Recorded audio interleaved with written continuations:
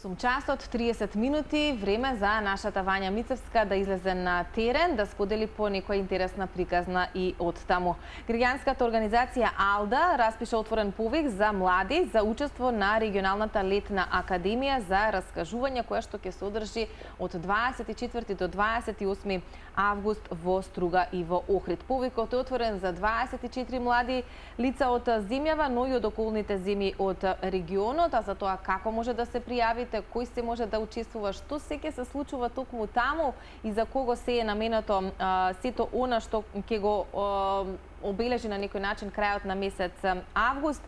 За приказните кои што стануваат мост меѓу младите, Вања ќе ни зборува во следните минути. Незината соговорничка е всушност Катица Јанева, директорка на АЛДА, Европската асоциација за локална демократија за Балканот. Вања, утрински поздрав од студиото. Добро утро, ви посакуваме од терен во овој вторник, во кој што всушност се наоѓаме во канцеларијата на Европската асоциација за локална демократија АЛДА во Скопје. Како што најавивте и во студиото, ќе се информираме ова утро за регионалната академија за млади од Западен Балкан, која што ќе се реализира идниот месец во Охрид, а е наменета за зачувување на културното наследство преку раскажување приказни. Но деталите токму на оваа тема ќе ги знаеме на лице место во продолжение од директорката Катица Јанева. Добро утро и благодарам што сте дел од утринската натилна. Разговараме на околу 1 месец пред отпочнување на оваа регионална академија. Ајде да објасниме која е незината цел, односно идејата што стои зад незиното организирање. Добро утро и ти благодарам, Вања, што успеа да стигнеш до нашата канцеларија. Всушност, самата академија за раскажување приказни е дел од една многу поголема приказна, која што трае веќе 2 години. Тоа е еден поголем проект или програма поточно, која што се нарекува Споделени хоризонти, и која што финансиски е поддржана од француската влада. Ние како организација спроведуваме само еден многу мал дел од таа програма Споделени хоризонти, која што пак има за цел да зборува за мир и за помирување на Западен Балкан.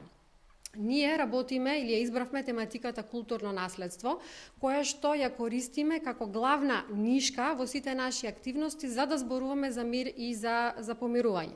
Всушност тоа ќе биде и главната тема на регионалната академија за раскажување приказни.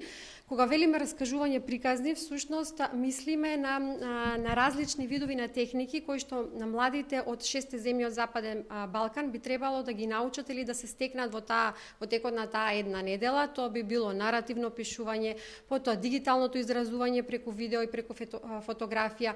Ќе вклучиме нешто и од вештачка интелигенција како можност да се користи за представување на културното наследство и всушност за возможување на диалог помеѓу младите. И на крајот сепак ќе завршиме со нешто малку по-апстрактно, а тоа ќе биде да научат како преку перформанс или како преку театарот ние всушност можеме да зборуваме за културното наследство. Споменавме веќе дека оваа регионална академија е наменета за младите од Западен Балкан, но по-конкретно која возрастна група е таргет и на кој начин заинтересираните би можеле да се пријават? Таргет ни се млади од 18 до 29 години, кои што доаѓаат од 6 земји на Западен Балкан. Тие можат да се пријават едноставно следејќи нашата работа на социјалните мрежи преку формулар, меѓутоа многу е битно да ја напишат или искажат својата мотивација. Имаме доста пријавени дури мислам до сега, иако рокот е крајот на јули, така да конкуренцијата е голема, меѓутоа и самите апликации се многу интересни. Интересно е тоа што на пример од регионов имаме апликации од млади кои што имаат некакво потекло од Охрид или Струшко, па изразуваат желба како да ја ги раскажат нивните лични приказни, а при тоа да се запознаат со регионот од кој што ти имаат некакво потекло. Јас ги поттикнувам младите слободно да не следат на нашите социјални мрежи и тие што се заинтересирани да се пријават. Нагласувам дека школава не е наменета за професионалци во тематиките, туку за млади кои што се љубопитни, сакаат да истражуваат и сакаат да научат некои нови техники во тоа како можат да зборуваат за нивната локална заедница, за нивните традиции, а при тоа да научат и за традициите на другите. Од кој ќе ги учат овие нови вештини? Дали ќе има експерти од областа, професори? Каква е замислата всушност? Идејата е, како и секоја школа, да имаме одреден дел кој што е наменет за теоретско предавање, практичен дел и дел во кој што младите сами ќе креираат или тоа што ќе го научат, ќе го применат на дело. Бидејќи се случува во Охрид Струга во еден поубав период кој што е крај на август и самиот тој регион е како еден жив театар или жива училница, најголем дел од сите тие активности ќе бидат надвор. Така е и замислено да се искористи она кое што можеме да го видиме како културно наследство, но и како традиција, мешана традиција која што постои во тој регион. Секако избравме луѓе од регионов, значи тоа ќе бидат познавачи на тематиките и експерти и академски професори кои што доаѓаат од регионот, кои што сами ќе осмислат методологијата и концептот на работа и ќе работат заедно со учениците. Да најавам дека имаме професор по вештачка интелигенција, имаме и една инфлуенсерка која што ќе биде присутна и ќе работи на таа тематика, писатели кои што веќе работат на наративниот дел, луѓе од перформанси, од таа уметност која што ќе ни прикажат како телото може всушност да биде исто така еден вид на алатка за да се пренесат приказните од она што го имаме наследено од минатото и како тоа може денес да биде прикажано. Младите кои што ќе бидат дел од оваа академија се несомнено од различни етнички заедници. Дали може би тоа е една од причината поради која што Струга покрај Охрид е исто така локацијата каде што ќе се одвива програмата? Да, е една од причината. Мислам, многу е логичен изборот на Охрид и на Струга и на целиот тој регион. Тој е регион кој што е полн со историја и многу често го нарекуваме езерото, нели, бисер балкански, значи таа историја е споделена, целата таа приказна околу тој регион.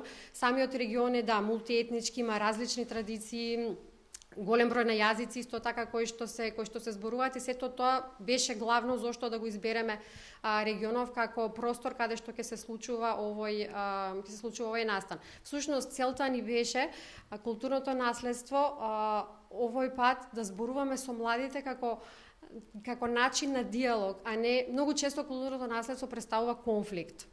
И за тоа сме свесни во овој регион и ние сакавме да дадеме еден момент или простор каде што младите ќе се запознаат со културното наследство од различни аспекти преку нивни лични приказни, бидејќи личните приказни многу често создаваат и емпатија и на таков начин ќе го вреднуваат културното наследство како едно споделено наследство, како едно заедничко наследство, не како некој вид на конфликт за кој што ние постојано се расправаме и многу ретко има диалог. Мислам, таа е целта и јас се надевам дека иако бројката на млади кои што ќе учествуваат е мала, околу 25, меѓутоа дека почнуваме од нешто и дека во иднина тие млади, бидејќи се тие иднината, ќе зборуваат за регионов во еден простор на диалог, а не во еден простор на конфликт.